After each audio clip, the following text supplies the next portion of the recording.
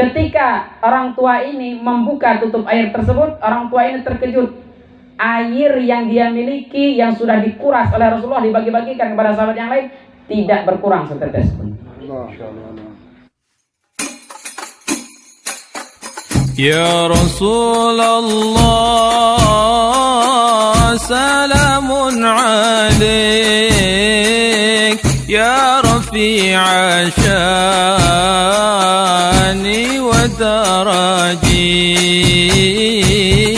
Ya Rasulullah, salamun alaik, ya rafi'a syani wa daraji. Kita hadir di setiap minggu di sini adalah yang kita harapkan adalah ampunan Allah Ta'ala dan keberkahan daripada Allah Subhanahu Wa Ta'ala. Sebab ketika ada kita berkumpul bersama di tempat ini, kita berselawat membaca maulid, maka hukumnya sama dengan zikrullah. Sehingga disebutkan bahwasanya Nabi Shallallahu Alaihi Wasallam itu adalah akhlakul Quran. Akhlak Nabi Muhammad itu adalah Al-Quran. Maka ketika kita membicarakan tentang akhlak Nabi Muhammad, itu sama halnya kita membaca Al-Quran. Walaupun mungkin padilahnya agak sedikit berbeda, tetapi tujuannya sama. Yang kalau kita baca Quran dengan kita membaca maulid Nabi Sallallahu Alaihi Wasallam, itu artinya kita sedang membahas Al-Quran. Masalah pengampunan, kita datang ke majlis ini sekali seminggu. Dalam satu minggu berapa banyak dosa yang telah kita lakukan? Al-Imam Al-Habib Abdullah bin Alwi Al-Haddad dalam kitab Nasaih Diniyah, beliau mengatakan bahwasanya kita ini punya dosa banyak. Ada dosa batiniyah, ada dosa zahiriyah. Ada dosa yang sengaja kita lakukan, ada juga dosa yang tidak sengaja kita lakukan. Ada dosa yang kita tahu bahwa kita lakukan itu dosa, ada juga dosa yang kita tidak tahu tapi kita ternyata berdosa. Maka banyak sekali dosa-dosa yang kita lakukan dalam satu minggu.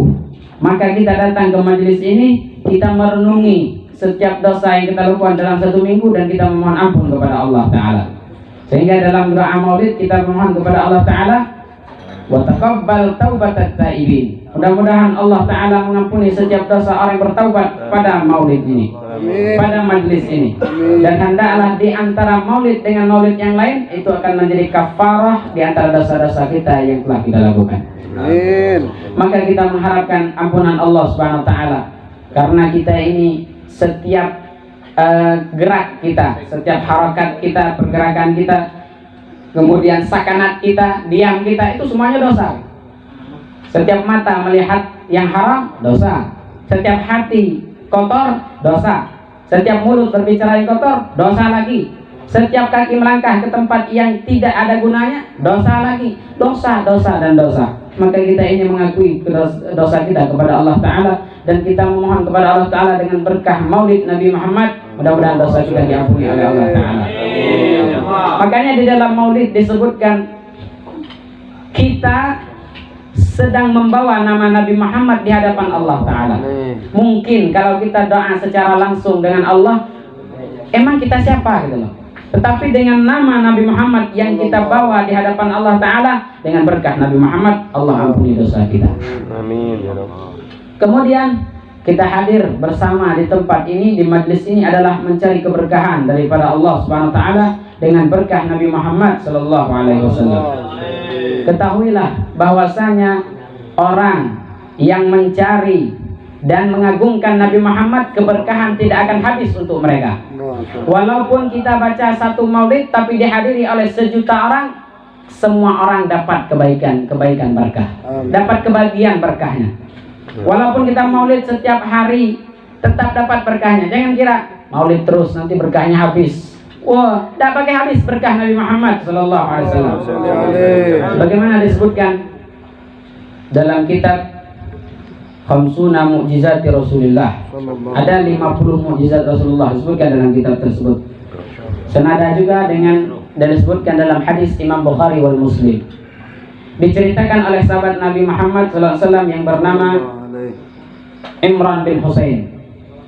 pada suatu ketika Imran bin Husain ini bersama rombongan sahabat bersama Rasulullah dalam perjalanan habis air, tidak ada lagi air untuk minum. Bekal yang lain masih tersisa tapi air habis. Para sahabat kehausan pengen cari air. Ketika itu Rasulullah SAW dengan mukjizat yang beliau miliki, beliau memerintahkan Sayyidina Ali dan Zubair untuk bertemu dengan seorang perempuan. Kata Rasulullah, Ali dan Zubair silahkan cari air, cari ke sana. Nanti kamu akan bertemu dengan seorang yang sudah tua. Dia membawa seekor unta dan dia membawa 2 wadah air yang terbuat dari kulit. Kata Rasulullah sudah menggambarkan seperti itu. Kata Sayyidina Ali dan Zubair, dia berangkat langsung, berdua berangkat. Akhirnya bertemu dengan apa yang disampaikan oleh Rasulullah. Bertemu dengan seseorang yang sudah tua, membawa unta, kemudian membawa air yang berisi 2 buah wadah air yang terbuat daripada kulit. Ketika itu orang tersebut diajak oleh Sayyidina Ali untuk bertemu dengan Rasulullah. Wahai saudara, Anda dipanggil oleh Rasulullah. Orang ini ternyata belum kenal dengan Rasulullah. Siapa Rasulullah itu? Saya tidak tahu dengan Rasulullah. Dia bilang, Sayyidina Ali menjawab, Rasulullah itu adalah Nabi Muhammad SAW, yang mana Nabi Muhammad ini adalah manusia yang diutus oleh Allah Ta'ala, yang meninggalkan kelakuan menyembah berhala yang dilakukan oleh orang-orang di sekeliling beliau. Jadi Rasulullah ini adalah pemuda yang meninggalkan kebiasaan buruk orang Mekah waktu itu. Dan beliau ini adalah utusan Allah Ta'ala. Orang ini juga tidak percaya, ayolah saya datang menghadap Rasulullah. Akhirnya perempuan ini, orang tua ini, dia datang menghadap Rasulullah dengan membawa seekor unta dan membawa 2 bejana yang berisi dengan air semuanya. Lalu Rasulullah SAW memanggil para sahabat yang lain, siapa yang punya tempat air, taruh di sini. Nanti kita isi dengan air orang tua ini. Akhirnya Rasulullah, sebuah sahabat ngumpulin tempat airnya yang terbuat dari kulit. Ini tempat untuk saya 5 liter, 10 liter, semuanya dikumpulin. Akhirnya Rasulullah sendiri mengangkat bejana orang tua tersebut, lalu dituangkan ke tempat airnya sahabat, penuh semuanya. Sahabat dapat semua air. Kemudian Rasulullah menutup tempat air orang tua ini tadi. Ketika orang tua ini membuka tutup air tersebut, orang tua ini terkejut. Air yang dia miliki yang sudah dikuras oleh Rasulullah dibagi-bagikan kepada sahabat yang lain, tidak berkurang setetes pun. Kok bisa begini? Orang ini bukan orang Islam, non-Muslim. Dia orang non-Muslim, belum beriman kepada Allah dan belum beriman kepada Rasulullah. Dia bilang, ini bagaimana bisa terjadi?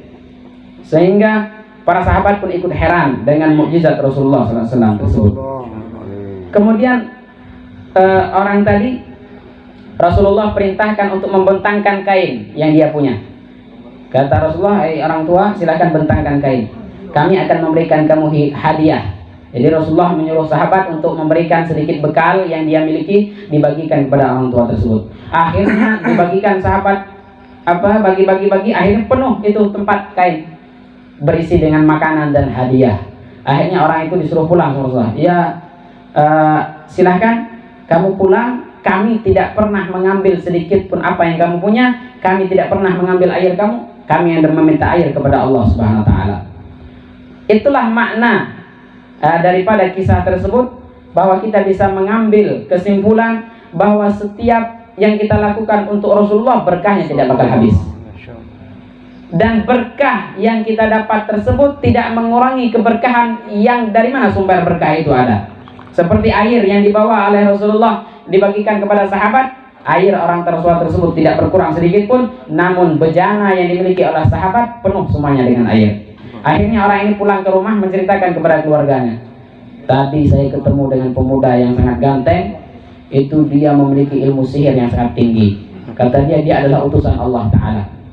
Semua orang, akhirnya orang ini ngomong dengan tetangganya akhirnya berkumpul orang menghadap Rasulullah dan mereka Islam semuanya.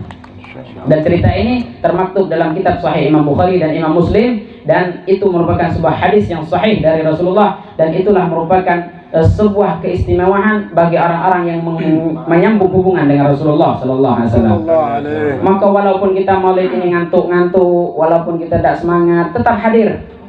Kata Rasulullah dalam hadis, orang yang hadir dalam majelis zikir dan majelis ilmu, walaupun tidak sempat, tidak mendapatkan ilmu sepatah pun, ataupun tidak sempat ikut berzikir sekalimat pun, kalau dia tetap hadir di majelis tersebut, dia akan tetap dapat berkah daripada majelis tersebut.